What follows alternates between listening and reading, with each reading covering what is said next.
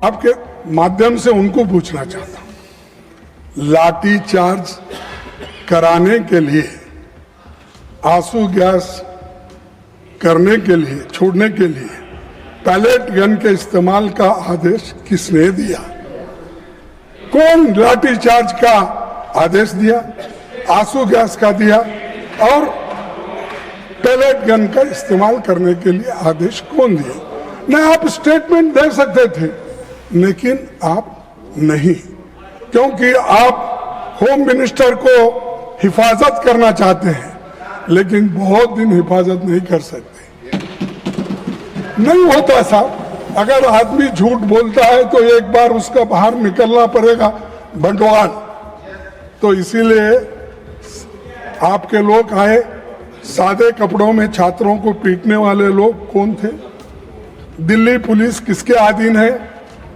CRPF and rapid force किसके आदेश पर काम करता है? इस पूरे घटनाक्रम का सर्वोच्च सूत्रधार कौन थे?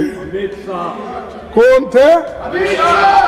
अच्छा, मुझे मालूम नहीं। देश इन सवालों का जवाब चाहता है। अगर गृह मंत्री इनके जवाब नहीं दे सकते तो उन्हें इस्तीफा देना चाहिए। इन सवालों का जवाब अगर उनके पास नहीं है, अगर वो सफाई नहीं दे सकते यहाँ आकर, वो सदन में आके ही देना, मैं बाहर पूछ रहा हूँ थोड़ी, तो आना और वो देना चाहिए।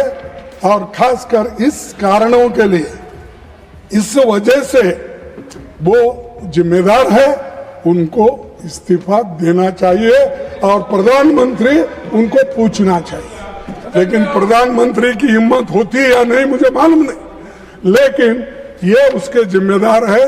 जो चीजें मैं आपके सामने रखा, अगर वे इस्तीफा नहीं देते तो प्रधानमंत्री को उन्हें पद से हटाया जाना चाहिए और दूसरे बर्खास्त करना चाहिए। हमेशा बोलते रहे मैं देख लूंगा, इस बार नहीं होने दूंगा, कड़ी से कड़ी सजा मिलेगी। कहां है कड़ी से कड़ी सजा? तो कड़ी तो टूट गई, लेकिन सजा किसको भी मिलेगी? सर, आज सरकार फास्ट ट्रैक कोर्ट्स की और स्पीडी इन्वेस्टिगेशन की बातें करती है, लेकिन उसका अपना रिकॉर्ड क्या है?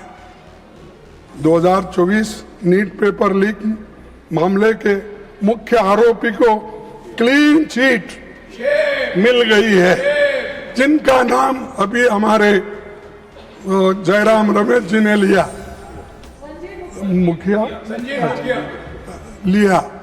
तो क्या किया साहब? उसको नाम मालूम है, जो आदमी किया वो भी मालूम है, डालना है उसको, पार्टी भी मालूम है। हाँ, पहले तो बोलते थे छोटी मोटी चीज को, अगर डी नोटिफिकेशन, क्या है वो, डिमोनेटाइजेशन में अगर मैं विफल हो जाऊंगा तो 15 दिन के अंदर मैं नहीं करूंगा, मैं चौराहे पे अपने आप को लटका देना, मेरे फांसी डालना। ये उन्होंने कहा, मैं मजाक से नहीं कर रहा हूं, आप ही की बात है।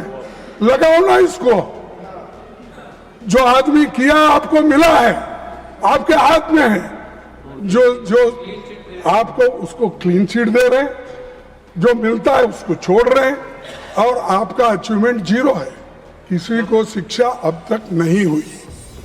तो सर, 2026 मामले में दिल्ली की फास्ट ट्रैक कोर्ट में सीबीआई समय पर पेश तक नहीं हुई, और पिछले दशक में केंद्र और राज्य की कम से कम 152 परीक्षाएं पेपर लीक के शिकार हो गए। और खड़गे जी, आज तक how much minutes more you want? Leak के मामलों में sir, How many more minutes you want? Because time is over. I am just asking. I want, sir, you could have asked me how many more hours you want instead of more. That again, that is correct. But we cannot sit endlessly. Sir, I will finish another half an hour. आज तक paper leak के मामले में किसी को सजा नहीं हुई। जब जांच और जस्टिस का यही हाल हो तो केवल कानून में कड़ी सजा लिख देने से न्याय नहीं मिलेगा। हर लीक लाखों छात्रों को ये संदेश देती है कि उनकी मेहनत की सरकार की निगाह में कोई कीमत नहीं है। इसका सीधा असर बच्चों के मानसिक स्वास्थ्य और पड़ता है। और मोदी जी के कार्यकाल में लगभग 1.25 लाख छात्रों ने आपकी सरकार की नाकामियों के वजह से सुसाइड कर लिए हैं। सर, सरकार ने शिक्षा व्यवस्था में भरोसा बहाल करने की जगह हर बार केवल डैमेज कंट्रोल और हेडलाइन मैनेजमेंट किया है। देशव्यापी छात्र आंदोलन के दबाव के बाद 12 साल में पहली बार शिक्षा मंत्री का इस्तीफा हुआ, हायर एजुकेशन सेक्रेटरी का तबादला हुआ और एनटीए के 47 अधिकारियों को हटाने का दावा किया।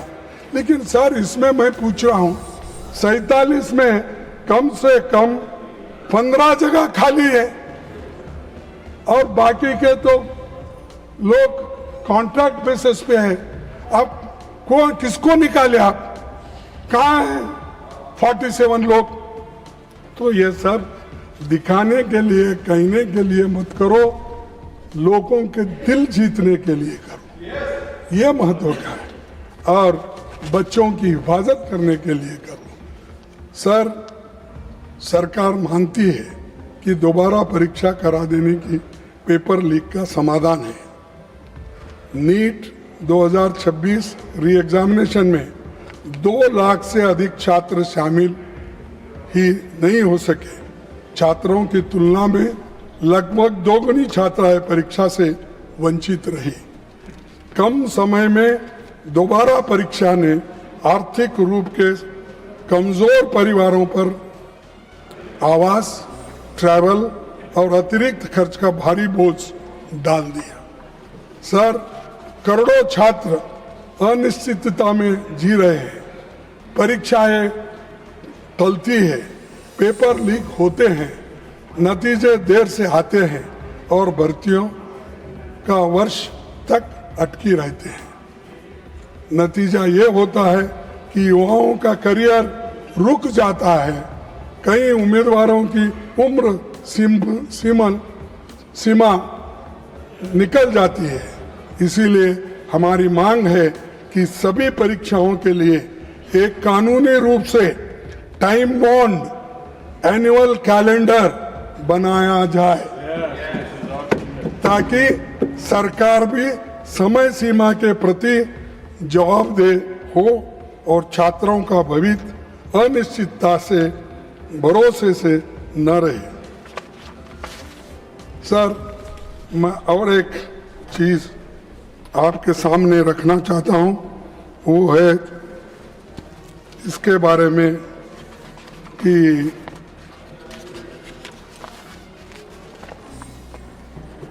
इस शिक्षा व्यवस्था की बीमारी का केवल एक लक्षण है। हर 10 बच्चों में से लगभग 2 बच्चे 10वीं कक्षा तक पहुंच पाते हैं और कक्षा 12 तक आते आते 10 में से लगभग 4 बच्चे रहते हैं। यानी इससे आप अंदाजा लगाइए, 10 में से 4 बच्चे अगर हाई स्कूल तक जाते हैं तो क्या इस शिक्षण का वैल्यू है। और पार्लियामेंट्री स्टैंडिंग कमेटी जो 355 रिपोर्ट के अनुसार लगभग 10 लाख शिक्षकों के पद खाली है। सर, 10 लाख शिक्षकों के पद खाली रख के आप अच्छी शिक्षा देना चाहते हो और आप अपना कल्चर बदलना चाहते हो और आप अपना देश का भविष्य विकास बनेगा। कहाँ है विकास तुम्हारा? अरे स्कूल में बच्चे की भर्ती नहीं हो रही है, टीचर्स की भर्ती नहीं हो रही है, तो आप इसके ऊपर सोचे कभी? 10 लाख खाली होने तक बैठे। और दूसरी चीज, जब कक्षाओं में शिक्षक ही नहीं होंगे तो कोई भी शिक्षा नीति सफल नहीं होती। आप विकसित भारत की बात करते हैं, पर 10 लाख खाली पदों को भरने के लिए कदम नहीं उठाते। सर, चुनौती हमारे शैक्षणिक संस्थानों की ऑटोनॉमी और एकेडमिक फ्रीडम का लगातार कमजोर होते जा रहे हैं। विश्वविद्यालय सिर्फ डिग्री देने की जगह नहीं होती, वे नए विचारों, साइंटिफिक टेम्पर, शोध, स्वास्थ्य, बहस के केंद्र होते। तो वे संकीर्ण सोच, अंधश्रद्धा या किसी एक विचारधारा को थोपने की जगह नहीं होती। लेकिन मोदी साहब आज आरएसएस के लोगों को में उसको भर्ती करके वाइस चांसलर आरएसएस पूछ के करते हैं। प्रोफेसर्स की भर्ती आरएसएस के लोग होना, अरे उसको पढ़ना आता है क्या नहीं, या वो एक्सपर्ट है क्या नहीं। दूसरे कौम के कोई लड़के नहीं है, कोई प्राध्यापक नहीं है, सिर्फ आरएसएस अटैच्ड लोग विश्वविद्यालय में भर्ती होते हैं। और वाइस चांसलर्स हर यूनिवर्सिटी में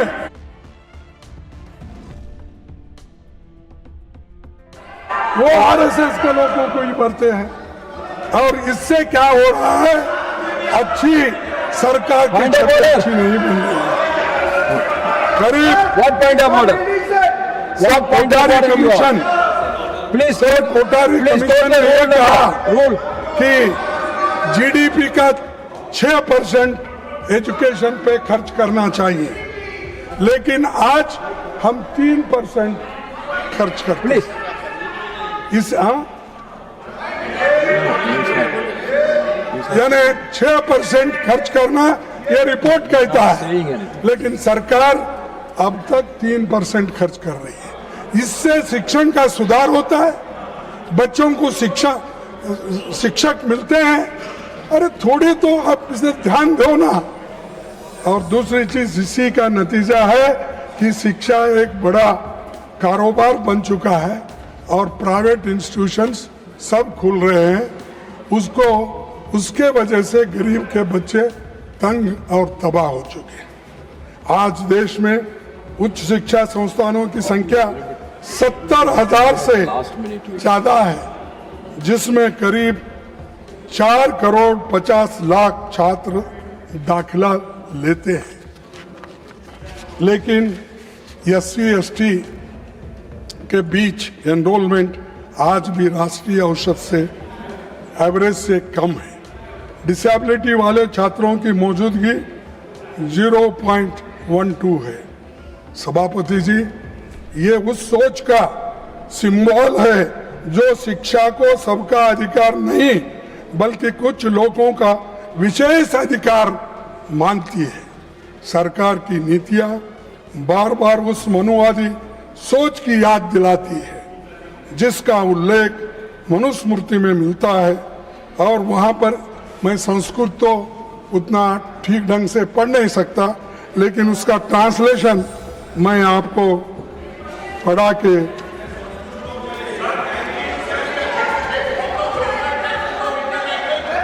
Let him speak. Please take your seat.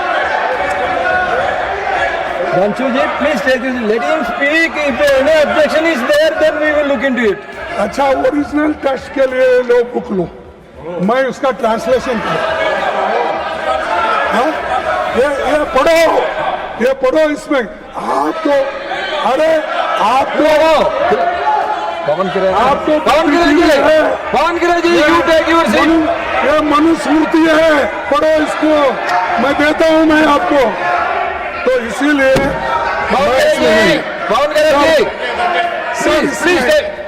Sir, your member is shouting. No, When your leader is speaking, why you are shouting?